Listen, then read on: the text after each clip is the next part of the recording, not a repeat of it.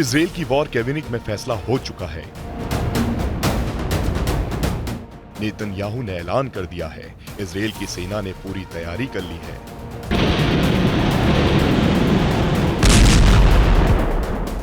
Iran के हमले का जवाब देने के लिए इजराइल ने टारगेट भी तय कर लिए हैं और ये टारगेट ईरान के भीतर है।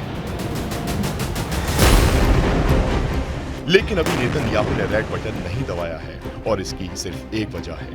वॉर कैबिनेट में इजराइल की सेना ने तय किया था कि ईरान पर हमला होगा, लेकिन अमेरिका को अपने साथ करने के बाद।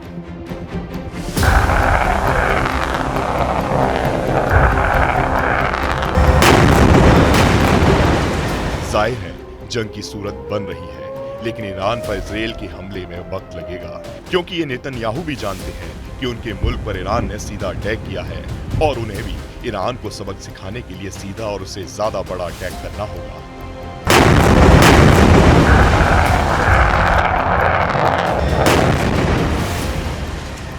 लेकिन इससे दोनों मुल्कों में जंग के हालात बन जाएंगे और ऐसे मौके पर इजराइल को दुनिया भर से समर्थन की जरूरत पड़ेगी।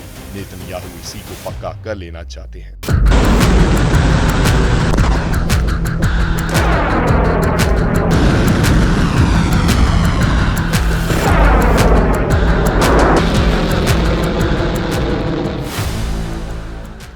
ईरान पर हमले से पहले इजराइल का प्लान।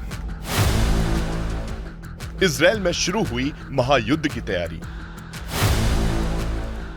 नेतन्याहू ने मांगा दोस्तों से पक्का साथ।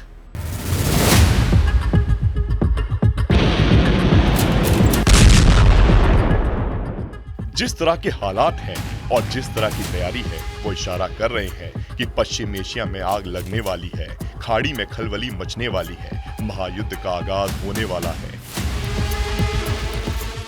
यही वजह है कि नेतन्याहू दुनिया भर के नेताओं से बात कर रहे हैं और उन्हें अपने साथ लाने की कोशिश में जुटे हैं। אני בא עכשיו מפגישות עם שרי החוץ של בריטניה וגרמניה. אמש שוחחתי עם ראש ממשלת בריטניה רישי סונאק. בקרוב אני גם משוחח עם מנהיגים נוספים. אני מודה לידידינו על תמיכתם בהגנת ישראל, ואני אומר את זה גם תמיכה במילים וגם תמיכה במעשים. अगर इजराइल ने ईरान पर हमले का फैसला लिया है, तो ईरान भी महायुद्ध की तैयारी में जुटा है। ईरान ने बुधवार को अपनी सेना की सालाना परेड आयोजित की और अपनी शक्ति का प्रदर्शन किया, लेकिन इस बार की परेड हर बार से अलग थी।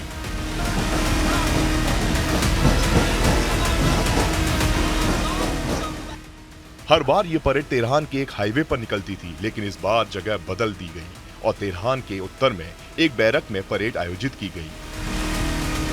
खास बात यह कि इस बारे में कोई सफाई नहीं दी गई और ना ही परेड का सीधा प्रसारण सरकारी मीडिया पर किया गया, जैसा कि हर साल किया जाता था। ऐसे में आशंका जताई जा रही है कि ईरान को इजराइल से हमले का डर था। ईरान को डर था कि परेड पर हमला हो सकता है। ईरान को डर था कि रईसी पर हमला हो सकता है। सालाना परेड की जगह इसलिए बदली गई। हर बार की तरह परेड का सीधा प्रसारण नहीं हुआ। हालांकि इस परेड को संबोधित करते हुए ईरान के राष्ट्रपति इब्राहिम रईसी ने इजराइल को एक बार फिर वही धमकी दी जो उनके जनरल से लेकर उनके मुल्क के सुप्रीम लीडर तक पहले ही दे चुके हैं। लेकिन इस बार उन्होंने यह जरूर जोड़ दिया कि जरा सी हरकत का बहुत बड़ा खामियाजा भुगतना होगा। اگر کوچکترین تعرضی از ناحیه رژیم صهیونیستی به خاک وطن ما صورت بگیرد و به منافع جمهوری اسلامی ایران یقین بدانند برخوردی بسیار شدید و سهمگین با آنها خواهد شد. ईरान और इजराइल में फिलहाल बातों में युद्ध हो रहा है, लेकिन साथ ही असल युद्ध की तैयारी भी चल रही है।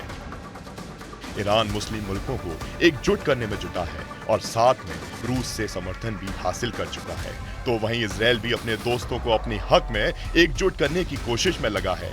ईरान के राष्ट्रपति जब अपनी सेना को संबोधित करते हुए इजराइल को धमकी देते हैं, तो साथ में वो उन मुल्कों को भी धमकी दे रहे हैं जो इजराइल के साथ खड़े हैं या खड़े होने की सोच रहे हैं। وعده صادق اقدامی محدود بود نه اقدامی فراگیر و گسترده. اگر قرار بود اقدامی فراگیر و گسترده باشد، اون وقت می‌دیدند حامیان رژیم صهیونیستی که چیزی از رژیم صهیونیستی باقی نمی‌ماند. पिछले साल इसराइल और हमास के साथ शुरू हुए युद्ध के बाद ईरान और इसराइल के बीच तनाव काफी बढ़ गया था। अप्रैल महीने में दोनों ने एक दूसरे के ठिकानों को निशाना बनाया, जिसमें इसराइल पर किए गए हमलों को नाकाम करने में अमेरिका और ब्रिटेन ने इसराइल की मदद की। लेकिन जब इसराइल उस हमले का जवाब देना चाहता था तो अमेरिका ने रोक दिया। यही वजह है कि नेतन्याहू हमला करने से पहले समर्थन तो लेना चाहते हैं, लेकिन वो अब साफ कह रहे हैं कि भले ही दुनिया को कोई भी सुझाव दे, आखिरी फैसला इसराइल ही लेगा।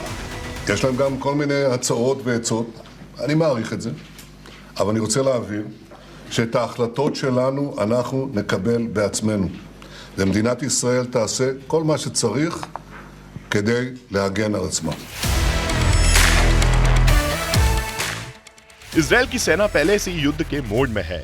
इसराइल अलग अलग मोर्चों पर युद्ध लड़ रहा है, गाजा में हमास के साथ, लेबनान में हिजबुल्लाह के साथ, यमन में हूतियों के साथ। ऐसे में इसराइल की सेना पहले से ही अलर्ट मोड पर है और कभी भी ईरान पर हमले के लिए भी तैयार है।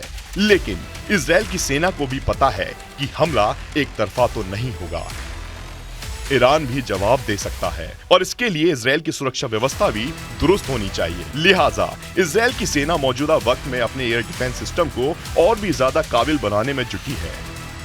We allow ourselves not for a long time to be satisfied from what we see, and we are preparing ourselves for the next time, debriefing the mission and seeing how could we prepare ourselves for the next attack if it would come.